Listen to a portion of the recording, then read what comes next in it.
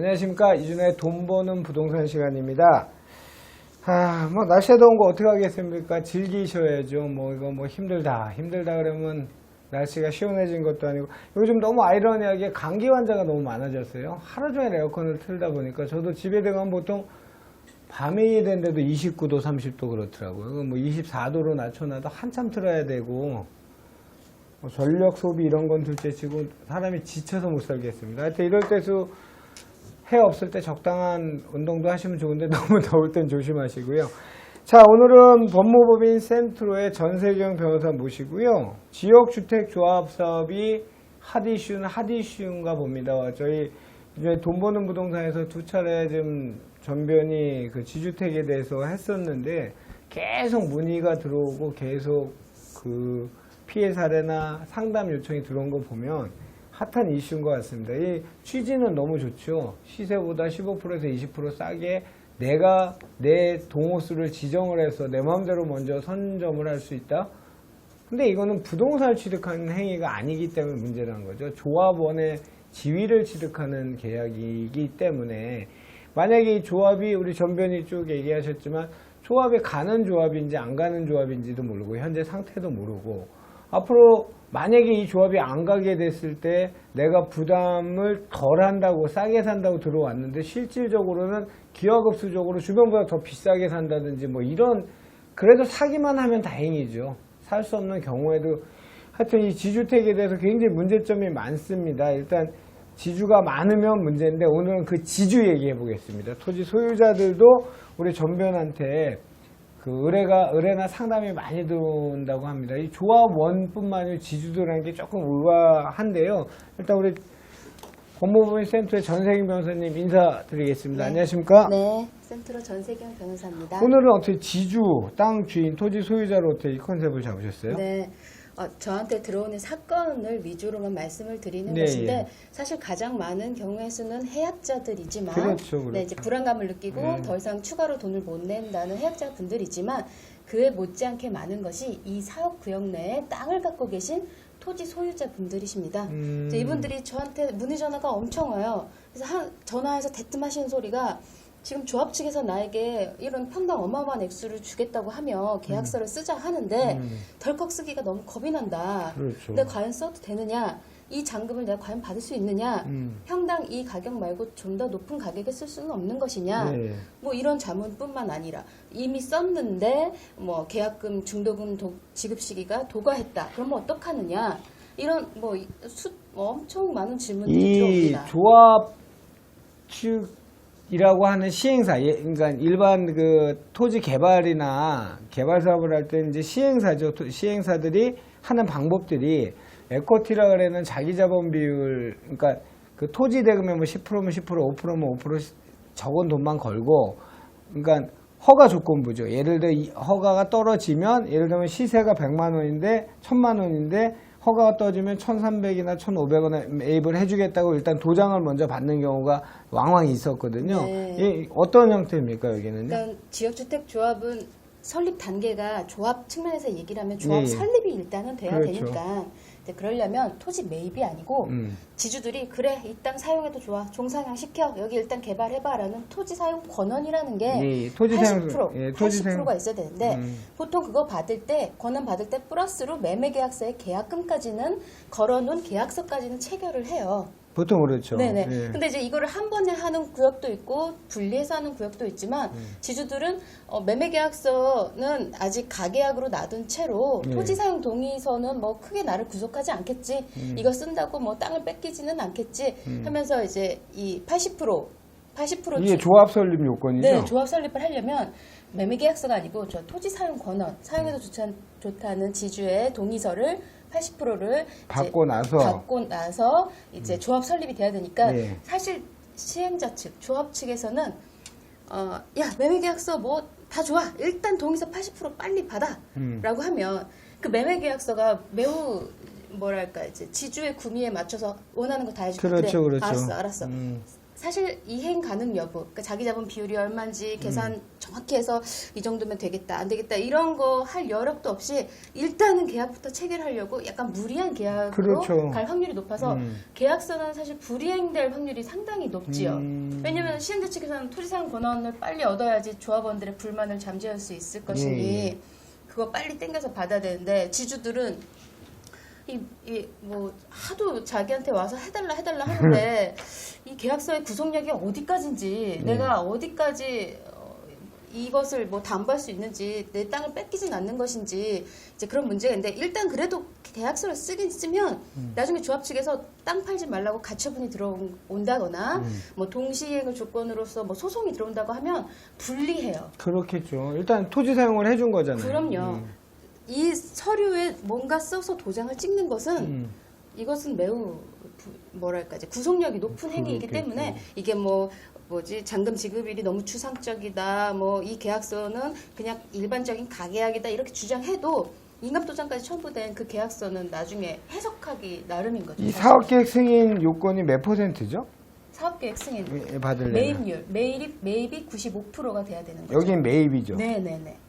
그때는 이제 정말 사업이 제대로 가는 것인데 예. 지주택이 그 95%가 너무 높다 보니 예를 들면 80% 일단 매입하고 20%는 매도 청구해서 강제 수용해 라고 하면 그나마 좀 괜찮은데 95%의 매입률을 달성해야지 나머지 5%를 강제 매도 청구를 할 수 있으니 95% 매입이 너무너무 어렵죠. 여기 서울시내 성수동이나 저기 어디 동작구 상도동 땅이 얼마나 비쌉니까? 그렇죠. 근데 거기 있는 수많은 지주들을 95%를 매입한다고 했을 때 아까 처음에 말했듯이 자기 자본 비율이 얼마인지는 모르겠으나 지주들 그 지역주택조합 조합원들한테 17반 받은 그 돈으로는 턱도 없죠. 턱도 없어요. 그럼요. 네, 턱도 없어요. 어떻게든 PF니 브릿지론이 다 일으켜도 사실 뭐 어렵죠. 브릿지론이나 이런 금융사들도 이의 리스크를 아는데 매입을 어느 정도 됐을 때야 가능하지 않을까? 그러면 상대적으로 매입이 덜 된 땅은 높게 사야 되고 그럼 토지 대가 올라가면 당연히 분양가도 높아질 거 이런 악순환이 반복되지 그래서 않을까요? 거품이 끼니까 결국 여기는 지역주택조합이라는 취지를 결국 상실해 그러니까. 버리죠. 네, 그 거품이 결국엔 다 분양 그 추가 분담금 그렇게 다 전가되는 꼴이니까요. 자, 그러면 시행사가 질문이 토지계약 체결 시 주의할 사항 이렇게 써주셨는데 요거하고 토지사용승낙서, 토지매매계약서 요거까지 쭉 한번 얘기 좀 해주세요. 이게 지주 입장에서는 지주들이 오셔가지고 조합 측에 유리한 매매계약서를 써달라라고 하면 그러면 이 계약서의 유효기간을 1년으로 하시죠. 왜냐하면 불이행할 수 있으니까 뭐 1년으로 하시고 잔금 지급일은 명확하게 2018년 12월로 하시죠. 이렇게 제가 딱딱딱 하면 그거 조합에서 사인만 해주면 완전 좋은 건데 사실 지주택 자체는 워낙 리스크가 크고 이 변동 가능성이 많은 거라 그때그때 유연하게 이제 대응해야 되는 구조라 지주들도 사실 거기에 맞춰서 사실은 같이 움직여줘야 되는데 지주들이 딱 그거 딱 오케이 너 12월에 못했어 이 계약서 날려 오케이 너 이거 못 지켰어 날려 하면 사업이 더 출발 당연히 안 되는 거는 지주택 사업 자체가 워낙 이렇게 막 물컹물컹한 그런 사업인데 지주들은 계약서를 완전 완벽하게 딱 쓰려고 하니 그렇죠. 이 괴리가 상당한 거죠. 그러니까는 사업을 하시는 분들은 좀 이 변동에 맞춰서 좀 지주들이 봐주고 좀 기다려주고 좀 그렇게 해줬으면 좋겠는데 지주들은 가만히 보고 있다가 그 리스크나 그 돌아가는 거는 나랑 아무 상관없고 나는 무조건 확실하게 언제까지 내 계약서 잔금 안 들어오면 이건 끝나. 나는 무조건 여기다 건물 새로 또 질 거야. 뭐 이래버리면 이분 여기서 새로 건물 짓고 뭐 이러면은 조합원들이 저기 우리 사업부지인데 저분 왜 새 건물 올라가는 거지? 이거 어떻게 해야 되면 그 앞에 가서 막 시위하시고. 네.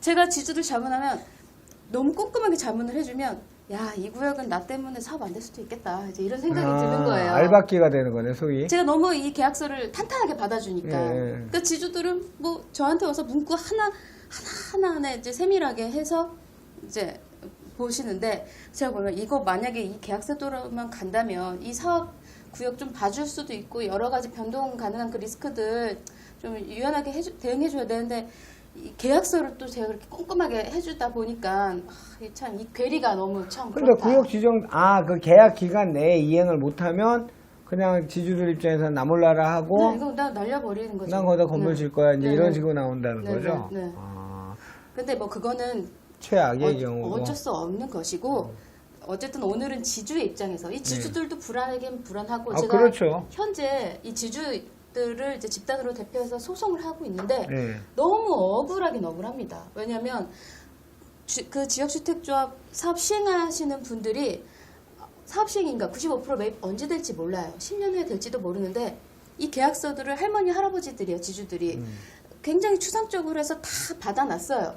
받아놓고 이제 나중에 한 5년 지났는데도 왜 사업이 안 되는 거야. 여기 세입자들도 있고 뭐 나 계속 여기서 이 굴려야 되는데 뭐 어떻게 해. 나 계약 나 딴 데 팔아도 돼? 라고 막 불만이 막 증폭하니까 시행자 측에서 바로 다 가처분 걸고 바로 소송 들어와서 이 토지가 전체가 10억이라고 하면 한 계약금 3천 5천만 걸어놓은 상태에서 이 땅을 묶어버리는 거예요. 소송으로. 그게 기한에 명시를 안 하나요? 그거를 아주 추상적으로 했고 할아버지 할머니들이 그냥 이거 전체에서 땅 뭐 10억 10몇 억 준다고 하니까 사인을 다 한 거예요. 그냥 전체적으로만 보시니까 세밀하게 안 본 거죠. 그리고 가처분이 들어오니까 세입자들이 웅성웅성하는 거죠. 뭐야 집주인 뭐 문제 있어? 왜 그래? 막 이러는데 그러니까 예를 들면 10몇 억짜리 땅에 3천만 원 계약금 걸어놓고 10년 동안 꼼짝도 못하는 거죠. 그러니까 이 지주 입장에서도 억울해요. 그러니까요. 너무 억울해요. 그런데도 판사님한테 가져가서 가처분이 웬 말입니까? 풀어주세요라고 해도 당신 여기 계약서 이렇게 썼는데 뭐 나보고 어떡하라는 거야. 이분이 할아버지 할머니라서 뭐 이게 무슨 의미인지 모르고 계약하셨습니다. 이런 말은 법정에서 그렇죠. 통하지 않아요. 그렇죠. 네. 자, 알박기 땅의 경우, 뭐, 이 알박기라는 거는 뭐, 부의 획득의 대명사처럼 네. 일컬어질 때도 있었는데, 네네네. 지금은 쉽지 않죠. 네네. 그렇죠. 근데 지역주택조합도 거기 계신 어르신들이 이게 지역주택조합인지 재개발인지 재건축 알 수는 없고 무조건 내가 원하는 가격 맞춰줄 때까지 난 끝까지 버티겠다. 정말 대단하신 분들 많아요. 진짜 나는 끝까지 버티겠다. 네, 그렇게 하시는 분들이 있는데 제가 이제 여기서 썼지만 그분들이 이제 마지막에 결국 95% 매입이 되면 나머지 5%의 매도 청구 대상인 거죠. 네. 강제 수용 대상이고 네. 그 땅의 감정 평가는 법원에서 이제 감정 평가한 이제 그 시세대로 갈 것인데 아무래도 조합 측에서 처음에 제시한 가격보다는 낮아질 확률이 높기는 하죠. 그런데 이 알박기가 문제인 게 진짜 여기는 당신 한 사람만 빼면 이 사업 돼. 네. 그런데 이 사람이 너무 강성인 거예요. 그러면 이 지주는 나는 이 사업이 되건 안 되건 소용없고 내가 이 땅을 어떻게 얻었는데 30년 살았는데 안 돼 하면서 이 지주분이 이 조합 측 비대위 분들이나 다른 분들을 접선을 하면서 조합 사업을 막 흔들어요. 아. 네, 흔들어요. 여기 사실은 문제 많았다. 조합장 비리 많았다. 저 임원들 다 갈아엎어야 된다. 조합장이 사실은 저기저기 땅 매입해가지고 이 지금 추가 분담금 엄청나게 지금 예상하고 있다면서 비대위를 동원해서 조합의 사업을 더디게 네. 만드는 거예요.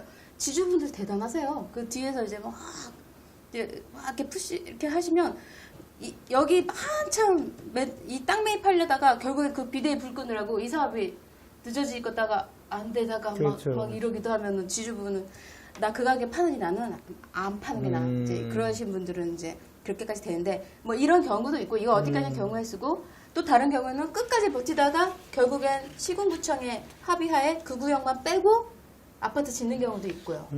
그렇죠. 네네. 근데 이제 이렇게 되면 정말 이제 이 지주분은 황된 거죠. 그러니까 이게 늘 리스크를 부담을 하고 이제 베팅을 그러면 해야 되는 일단은 거죠. 토지 사용 승낙서를 써주는데 신중해야 되네요. 그 단계에서부터 변호사 자문을 받아야 되겠네요. 그렇죠. 신중해야죠. 그러니까. 네. 그래서 신중하신 조합원 지주분들은 진작에 저를 찾아오셔서 거의 몇 년에 걸쳐서 계속 저에게 자문을 이제 한 집안 케어를 해드리는 거죠. 조합이랑 협의하고 이럴 때도 제가 직접 찾아가서 같이 협의하고 조합 측은 엄청 피곤하겠다 그렇게 엄청 되면. 피곤하고 그죠? 근데 조합 측 계신 분들도 이 밀당의 스킬이 어마어마하세요.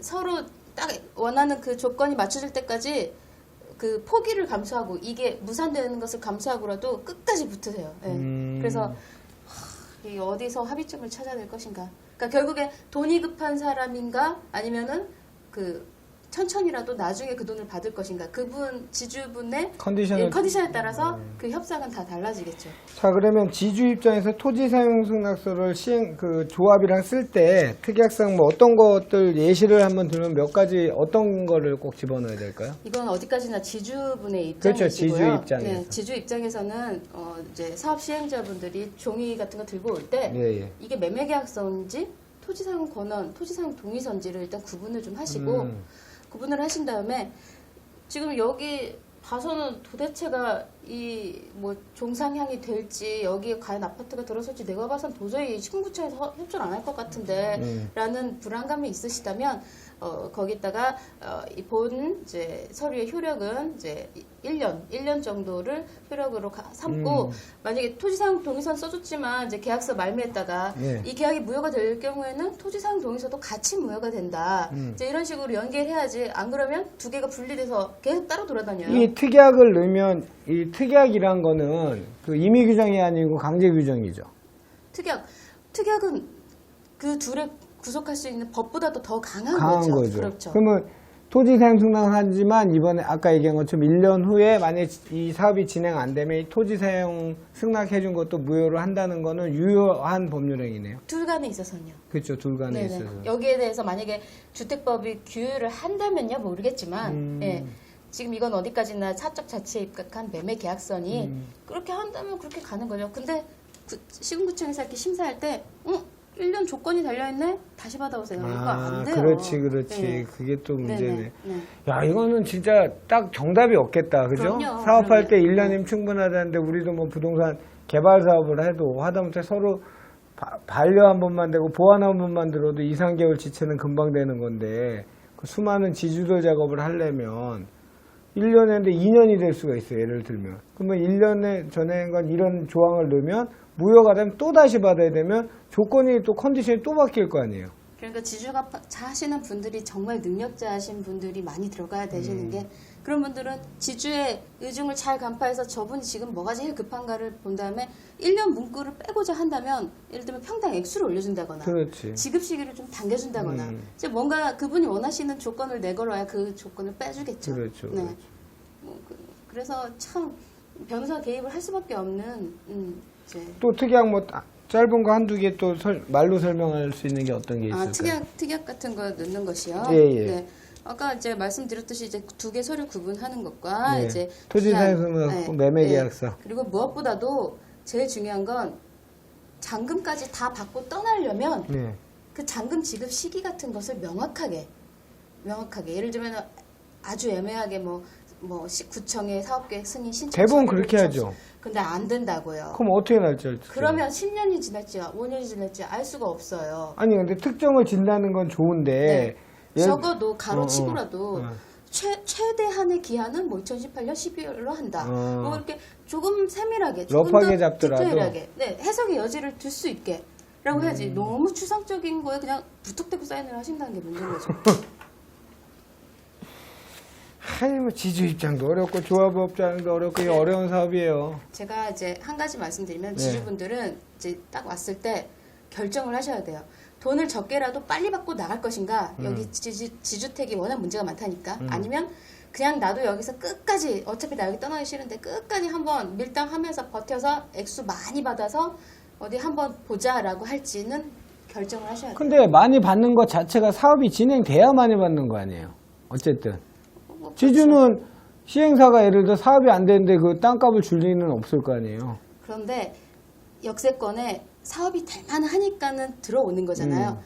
이 조합, 이 업무 대행사가 망해도 다른 데서 들어와요. 또 들어오겠지. 또 승계해서 또 그 지주분한테 이어서 또 설득을 해요. 그러니까 여기 지주택이 아니더라도 또 다른 무슨 지주 공동사업, 뭐 다른 형식의 사업이 들어와도 그 지주분은 계속 설득 대상이 되는 거예요. 그러니까는 나 전에 이렇게 계약했는데 나 이 이하로는 절대 안 되지. 뭐 그러니까 그분들은 사실 버텨도 결국엔 여기는 어쨌든 사업 구역으로 괜찮으니까 늘 들어오니까 이거 망해도 1차, 2차, 3차는 다 예견돼 있어요. 좋습니다. 오늘은 말 많고 탈 많은 지역주택조합의 사업에 대해서 특히 토지 소유자, 지주 입장에서 한번 알아봤고요. 땅 주인분들은 그런 사업 제의가 되면 일단 컨디션을 본인 컨디션을 딱 포지션을 잡아야 된답니다. 첫 번째, 아이고, 난 이도저도시니까 빨리 받고 빨리 나가고 싶어 하면 뭐 매매 계약이고 동의고 해달라는 거 다 해주셔야 돼. 대신 액수를 조금 줄이셔야겠죠. 줄이고 네네. 욕심내지 말고. 그리고 나는 밀당을 해서 내 원하는 가격을 받는다 하면 그거는 뭐 누가 와도 되는 사업 지라 같으면 누가 와도 이렇게 또 협상이 들어올 거니까 가격을 잘 선정해도 된다. 뭐 이런 얘기고. 하여튼 토지 최초에 토지 사용 동의서 함부로 써 주시면 그거 가장 중요한 거네요. 어쨌든 조합 중에서는 조합 설립 요건이 조합원의 85% 토지 사용 동의서가 들어와야 조합이 설립이 되기 때문에 거기에 목숨 걸겠죠. 조합 설립하려면. 그리고 나서 95%의 사업 계획 승인 갈 때는 매입이 95% 이상 되니까 그 후에 문제인데 일단은 토지 사용 승낙서, 토지 사용 동의서 써줄 때 본인의 날인하고 그 인감이 들어가기 때문에 나중에 법적 구속이 될 수 있기 때문에 꼭 변호사하고 상담하고 미리 하시는 게 좋다는 말씀으로 정리하면 될까요? 예. 내 땅이 10억이면 변호사 비용 1,000만 원 이상 그 자문한테 들지 않아요. 끽해봐야 자문한 거 몇백밖에 안 들어요. 그 돈 아끼려고 그 매매계약서를 쓴다는 건 너무 좀 그런데 그런 분들이 참 많아요. 그렇죠. 그러니까 현명하시게 내 땅의 가치를 생각했을 때 이 매매계약서의 중요성을 늘 간파하셔야 된다는 거죠. 네. 오케이, 알겠습니다. 오늘도 법무부 센트로의 전세경 변호사와 함께 지역주택조합 알아봤습니다. 다음 주에는 또 어떤 주제를 줄지 모르겠는데 지역주택조합 하여튼 계력입니다. 계력. 저희가 봤을 때는 집 없는 실수요자들한테는 환상을 심어줄 수 있기도 하지만 그 끝이 과히 좋지 않았던 사업이 또 지역주택조합이고요. 이거에 대해 관심 많이 가지시고요. 말씀드린 것처럼 587에 3,500번 연락 주시면 지주택에 관련 피해나 또는 상담 우리 전세경 변호사와 직접 바로 연결시켜 드릴 테니까요. 전화 많이 하시고 좋은 내용은 공유해서 같이 보시고 좋아요 눌러주시고 하십시오. 무더운 여름 슬기롭게 잘 보내시고요. 다음 주에 또 뵙도록 하겠습니다. 오늘 수고하셨습니다. 네, 감사합니다.